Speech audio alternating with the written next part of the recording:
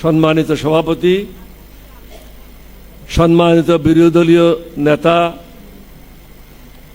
বাংলাদেশ জামাত ইসলাম আমির doctor Shafiq সাহেব, মঞ্চ উপবিষ্ট নেতৃবৃন্দ, সামনে উপবিষ্ট নেতৃবৃন্দ, আসসালামু আলাইকুম ওয়া রাহমাতুল্লাহি ওয়া বারাকাতুহু। আমি একজন মুক্তিযোদ্ধা হিসেবে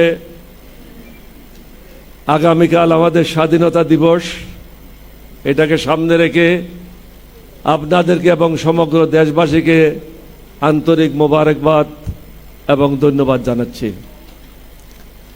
আমি একজন তরুণ ক্যাপ্টেন হিসাবে কেন বিদ্রোহ করেছিলাম, এখানে কিছু কথা সেক্রেটারি সাহেব বলে গেছেন। বৈষম্য একটা কারণ, দুইটা কারণ ছিল। 2 নম্বর কারণ ছিল সুশাসন ছিল না। আজকে দীর্ঘ 50 বছর আমরা অতিক্রম করেছি, শুধু স্বল্প সময়ের জন্য ছাড়া, প্রেসিডেন্ট জিয়ার সময় ছাড়া দলীয়করণ তো কখনো বন্ধ হয় নাই। সুশাসন তো আমরা নিশ্চিত করতে পারি নাই, যোগ্যতার ভিত্তিতে আমরা পদায়ন করতে পারি নাই। আপনি কোর্টে যান, আমি নিজেও 2 বছর LLB পড়েছি, পরে এটা ছেড়ে দিয়েছি, মনে করলাম যে এটা আমার জন্য ঠিক না। একটা লয়ারকে তার আইনের পয়েন্ট দিয়ে তার যে ক্লায়েন্ট আছে তাকে ডিফেন্ড করতে হবে, কিন্তু এখন আমরা কি করি, ক্লায়েন্ট গেলে তারে বলে দিই তুমি এইভাবে এইভাবে কথাগুলি বললো কোর্টে, তাহলে তুমি মুক্তি পেয়ে যাবে, অর্থাৎ মিথ্যা কথাগুলি শিখিয়ে দেয়। আর যারা বিচারকের আসনে বসে তারাও দলীয় ভিত্তিতে, অনেক ক্ষেত্রে আমি বলবো দলীয় বিবেচনায় তারা পদায়ন হয়, যার কারণে নিয়ন্ত্রিত জাজমেন্ট আসে। সুতরাং জনগণ যাবে কোথায়? আমি আর মামুসারা তো বাংলাদেশ আর কেউ নেই। যারা সরকারে আছে তারা, আর যারা অফিসাররা কাজ করছে তারা। আপনারা সেটা প্রত্যক্ষ করেছেন 12ই ফেব্রুয়ারির নির্বাচনে। 11 তারিখ পর্যন্ত ঠিক ছিল, 12 তারিখ 10টা 11টা পর্যন্ত ঠিক ছিল, তারপরের থেকে সিচুয়েশন পাল্টানো শুরু হলো। বললো উগ্রবাদীদেরকে ভোট দেওয়া যাবে না। ভাই, উগ্রবাদী মানে কি বলছেন? যারা নামাজ পড়ে দাঁড়িয়ে রাখে মসজিদে যায় তারা কি উগ্রবাদী? এখন উগ্রবাদীর ডেফিনিশনটাই বদলে গেছে। উগ্রবাদী হলো যারা কোনো নিয়ম কানুন শৃঙ্খলা, আল্লাহকে মানে না, আল্লাহ রসুলকে মানে না, তারাই হলো উগ্রবাদী। যারা নিয়ম কানুনের মধ্যে চলে, আল্লাহকে মানে, আল্লাহ রসুলকে মানে, নির্দেশিত বলতে চলে, তারা হলো সঠিক মোমেন মুসলমান। তাদের দ্বারা অন্য ধর্মের লোকের কোনো ক্ষতি হতে পারে না। জামাত আমির সাহেব কোনো জায়গায় বলেছিলেন যে মাদেরকে আমরা সর্বোচ্চ ইজ্জত দেব। এইটা উনি কেন বলেছেন? আল্লাহ তো কোরআনে বলেছেন যে তোমার মা রাজি না থাকলে তুমি বেহেশতে যেতে পারবে না। আল্লাহ সমগ্র কিছুর মালিক, তারপরেও বলছে মাকে এত ক্ষমতা দেওয়া হয়েছে যে মা রাজি না থাকলে তুমি বেহেশতেও যাবে না। উনি কি বলেছেন? মাদেরকে সর্বোচ্চ সম্মান দেওয়া হবে। 8 ঘন্টা জায়গায় 5 ঘন্টা কাজ করবে, 3 ঘন্টার বেতন সরকার দেবে। আর এটা মাঝে ময়দানে কি বলা হয়েছে? মেয়েদেরকে ঘরে ঢুকিয়ে দেওয়া হচ্ছে, বলে মাজার ভেঙে দেবে। ভাই, মাজার কিসের জন্য ভাঙবে? এটা না ভাঙার জন্য তো জামাতের ছেলেরা, আমাদের দলের লোকেরা বিভিন্ন জায়গায় আমরা পাহারা দিয়েছি, মন্দির পাহারা দিয়েছি, মঠ পাহারা দিয়েছি, সব জায়গায় আমরা পাহারা দিয়েছি। এটা হলো একটা বয়ান, যারা আমাদেরকে পছন্দ করে না তাদের বয়ান। 1971 সালের পরে কি বয়ান ছিল? মুক্তিযুদ্ধ এবং অমুক্তিযোদ্ধা। এটা করে আমরা একটা দেশকে ডিভাইড করেছি। আমি প্রেসিডেন্ট জিয়ার সময় বলেছিলাম, প্রেসিডেন্ট জিয়াকে বলেছিলাম, আমাদের একমাত্র কাজ হবে টু ইউনাইট দ্য নেশন, ঐক্যবদ্ধ জাতি করতে হবে। বিভিন্ন জনের বিভিন্ন মত থাকবে, বিভিন্ন পথ থাকবে, বিভিন্ন পথ ধারা থাকবে। এটা বিকশিত হওয়ার জন্য আমাদেরকে সুযোগ করে দিতে হবে। বাধা স্বরূপ আমরা কাজ করতে পারবো না। এখন আসেন, গোলাম পরোয়ার সাহেব এখানে বলে গেলেন যে সংস্কারগুলি যেন করা হয়। আমি মাননীয় প্রধানমন্ত্রীকে বলবো, আপনার বাপ পুরো পৃথিবীতে প্রসিদ্ধ হয়েছিল স্বাধীনতা ঘোষণা করে, আপনার মা প্রসিদ্ধ হয়েছিল সংসদীয় গণতন্ত্র প্রবর্তন করে। সুতরাং আপনি প্রসিদ্ধ হয়ে যান সংস্কারগুলি করে, ইতিহাসের পাতায় নাম লেখান। সুযোগ আসে না, চাটুকারের অভাব নাই। আপনাকে ভিন্ন পন্থে পরিচালনা করার জন্য অনেক লোক থাকবে, শেষ পর্যন্ত আপনাকে কাঁধে সেই বোঝা বহন করতে হবে। দোষ করবে মন্ত্রী, কিন্তু বোঝা উঠাইতে হবে আপনাকেই। তা আপনি কেন বোঝা উঠাবেন? Keep yourself clean, remain clean. Why should you take the load of somebody else? বরং যত দ্রুত সম্ভব নিজের উদ্যোগ নিয়ে, বিরোধী দল থেকে কেন ডিমান্ড আসবে? বিরোধী দল থেকে ডিমান্ড আসার আগেই হাউসে উঠে মাননীয় প্রধানমন্ত্রী বলবে যে সংস্কারের জন্য আমরা ওই দিন ধার্য করলাম, ওই দিন এই বিল আসবে এবং পাশ করা হবে। আপনার নামটা ইতিহাসে লেখান, দেশটাকে শান্তির পথে নিয়ে যান। আমরা তো অনেক খেসারত দিয়েছি। আমির সাহেব একদিন বলেছিলেন যে উই রিভোল্ট, কর্নেল ওলি বলেছিল। এটা নিয়ে অনেকের গায়ে জ্বলন ধরেছিল। উনি কেন বলেছেন? জিয়াউর রহমান নিজে লিখেছেন ACR annual confidential report, this officer played the main role which enabled 8 Bengal, East Bengal regiment to revolt on the crucial night of 25th-26 March. এই অফিসারই 1971 সালের 25-26 মার্চ রাত্রে বিদ্রোহে গুরুত্বপূর্ণ ভূমিকা পালন করে। আমি বিদ্রোহ না করলে তখন কিন্তু বিদ্রোহ হতো না। উনি ছিলেনই না, উনি অনুপস্থিত ছিলেন। উনি চট্টগ্রাম বন্দরের দিকে যাচ্ছিলেন। ওনাকে যদি ফিরে না আনতাম, কয়েক মিনিট পর উনাকে মেরে কর্ণফুলিতে ফেলাই দিত। এছাড়াও পরের বছর 73 ইংরেজিতে তৎকালীন মেজর শওকত, ব্রিগেডিয়ার শওকত হিসেবে চট্টগ্রাম ব্রিগেডের কমান্ডার ছিল।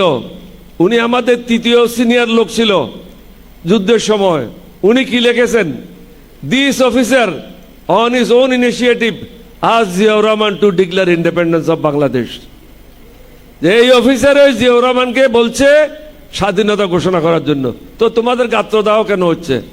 এই ডকুমেন্টগুলি তো আর্মি হেডকোয়ার্টার আছে। একদম যদি ইংরেজি লেখাপড়া করতে না জানো, ঢাকা ইউনিভার্সিটির ইংলিশ প্রফেসরকে নিয়ে যাও এগুলি পড়ার জন্য। অসুবিধাটা কোথায়? আর যদি ওখানে অসুবিধা হয়, আমার ঘরে আসো, অরিজিনাল এসিআর তো আমি রেখে দিছি। আমি তো ওই রকম বোকার লোক না। আমি যখন চাকরি ছেড়েছি অরিজিনাল এসিআরগুলি আমি সাথে নিয়ে আসছি। আমার ঘরে আসো, বিনা পয়সায় দেখাই দেব। সুতরাং আমিরকে টিটকারি না মেরে এটা গ্রহণ করো। সত্যকে গ্রহণ করা একজন মানুষের কাজ। এটা অস্বীকার করে বেশি দিন টিকতে পারবে না।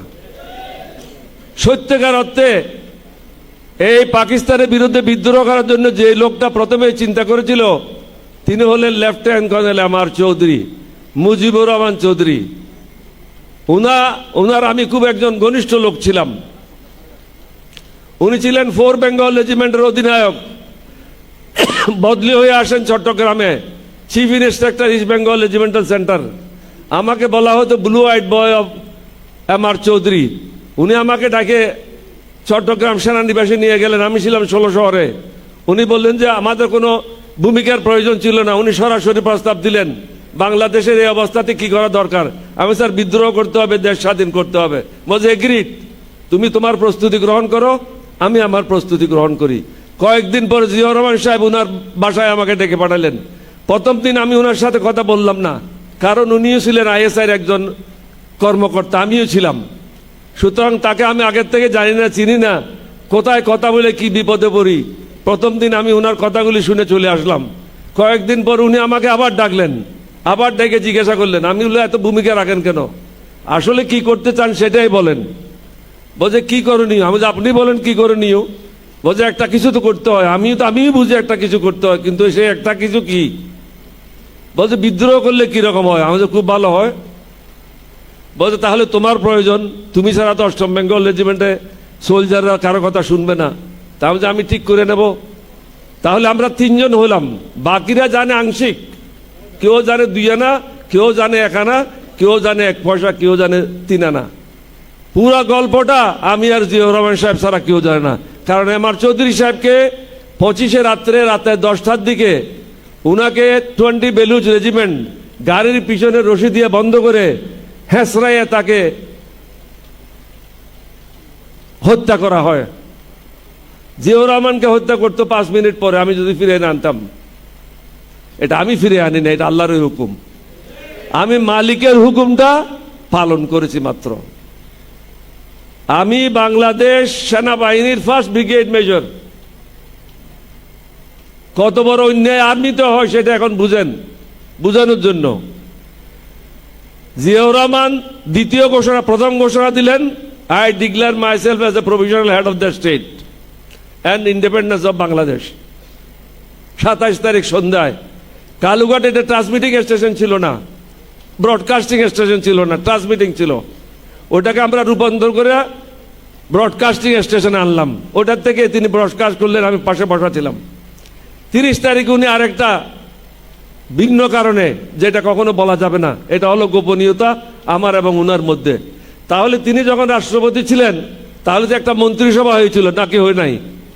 আমি সেই মন্ত্রিসভার স্বরাষ্ট্রমন্ত্রী ছিলাম।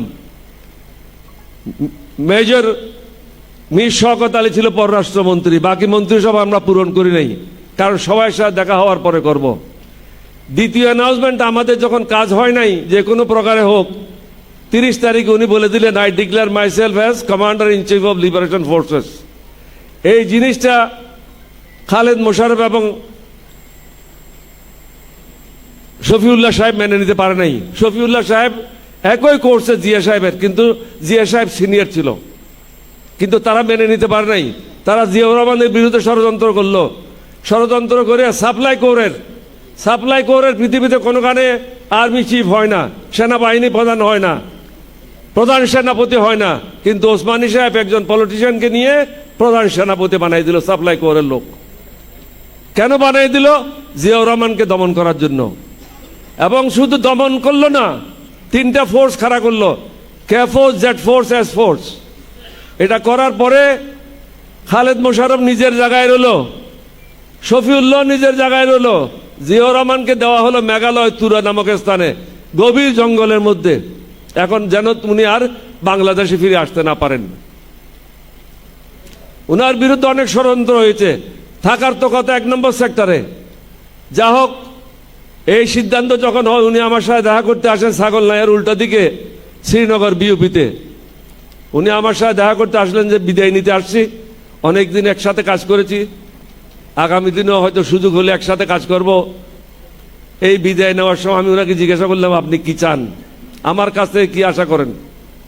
উনি বললেন, তোমার কাছ থেকে আশা করি তুমি যদি এই যুদ্ধের সময় আমার সাথে থাকতে, এর থেকে বেশি বড় পাওনা আমার কাছে আর কিছু ছিল না। তাহলে আপনার সাথে আছি, আপনি যান, আমি কালকে সকালে গাড়ি নিয়ে রওনা হব। বল, তোমার পোস্টিং অর্ডার? আমি, আমার পোস্টিং অর্ডার কে করবে? আমি কোন ব্যাটার আন্ডারে আসি? আমি যখন বিদ্রোহ করেছি আমি কোনো সংবিধান মেনে করেছি? আমি কারণ নেতৃত্বে করেছি? আমি তো নিজেই বিদ্রোহ করেছি। সুতরাং অর্ডার কিসের? ওসমানীর অর্ডার নিয়ে আমি কোনোখানে যাব না। আমার জিপ, আমার অর্ডারলে আমার বন্দুক, এ হলো আমার সাথী। পরের দিন সকালে আমি তুরাতে চলে গেলাম। তুরাতে গিয়ে জঙ্গল পরিষ্কার করে ব্রিগেড হেডকোয়ার্টার সেট আপ করলাম।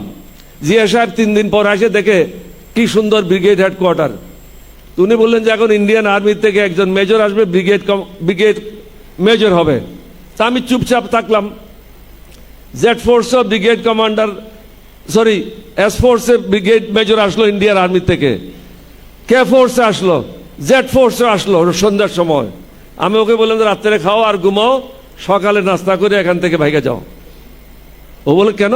আমি যে এখানে আর কেউ থাকবে না, এখানে আমি ছাড়া আর কেউ নেই, আমার বন্দুক থাকবে সাথে, উল্টাপাল্টা কাজ করলে কি করবো এটা বুঝতে পারো। তো জিয়াউর রহমান সাহেব আমাকে ডাকলেন, বলে তুমি কি ব্রিগেড মেজর কাজ জানো? আমি জানি না। আপনি তো ব্রিগেড মেজর কাজ জানেন, আপনার থেকে শিখবো।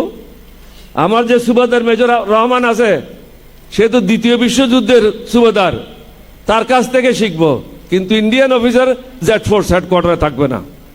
আমি বিদায় করে দিলাম। শেষ পর্যন্ত 4 জন অফিসারের ডিউটি আমি করেছি। জিয়াউর রহমান লিখেছে, আমার অ্যানুয়াল কনফিডেন্সিয়াল রিপোর্টে লিখেছে that at times he performed the duty of DQMG and other. আমি যেটা বলতে চেয়েছিলাম, আমি যে ব্রিগেড মেজর ছিলাম, সেনাবাহিনীতে এই অর্ডারটা হয় নাই।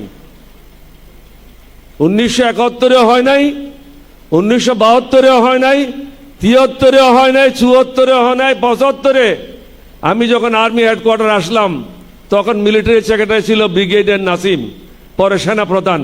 তাকে আমার অফিসে ডেকে পাঠাইলাম, আমি যে আজকে সন্ধ্যার মধ্যেই এটা অর্ডার হবে। দ্যাট ক্যাপ্টেন ওলি ওয়াজ ব্রিগেড মেজর এই পিরিয়ড থেকে এই পিরিয়ড পর্যন্ত। তা আপনি শুধু বৈষম্য বাইরে হয় এটা না, আর্মিতেও আমার প্রতি বৈষম্য হয়েছিল। এই বৈষম্য থেকে আমাদেরকে বের হতে হবে। যারা আল্লাহকে মানে না, নবীকে মানে না, তারাই বৈষম্য করে। আল্লাহ রসুলকে মানলে, নিয়মিত 5 ওয়াক্ত নামাজ পড়লে বৈষম্য তখনও হবে না। আমি কালকেই একজন আলেম ওয়াজ করতেছিল, ওটা শুনলাম। বলল যে ছেলে যদি হাসি মুখে বাবার চেহারাটা দেখে, সে যদি হজও করে, এ হজের কোনো গ্যারান্টিও নাই, ওয়ারেন্টিও নাই। কিন্তু বাবার যে হাসি মুখে মুখটা দেখলো, এটা একটা হজের সওয়াব হয়ে গেল। যেখানে মা বাপকে এত ইজ্জত দিয়েছে আল্লাহ রব্বুল আলামিন, সেই কথাটাই তো আমিরে বলেছিল। তাহলে অন্যদের গাত্রদাহ কেন হলো? মন্দির ভেঙে দেবে, ওইটা করবে, ওইটা করবে, মেয়েদেরকে ঘরে ঢুকিয়ে দেবে। ভাই, আমরা কাকেও কোনো ঘরে ঢুকাবো না। আমরা ঢুকাবো চোরদেরকে জেলে, দুর্নীতিবাজদেরকে জেলে, চাঁদাবাজদেরকে জেলে। বাকি যারা ভালো মানুষ তারা প্রকাশ্যে ঘুরে বেড়াবে। আপনাদের সবাইকে ধন্যবাদ। বাংলাদেশ জিন্দাবাদ। আসসালামু আলাইকুম রহমতুল্লাহ।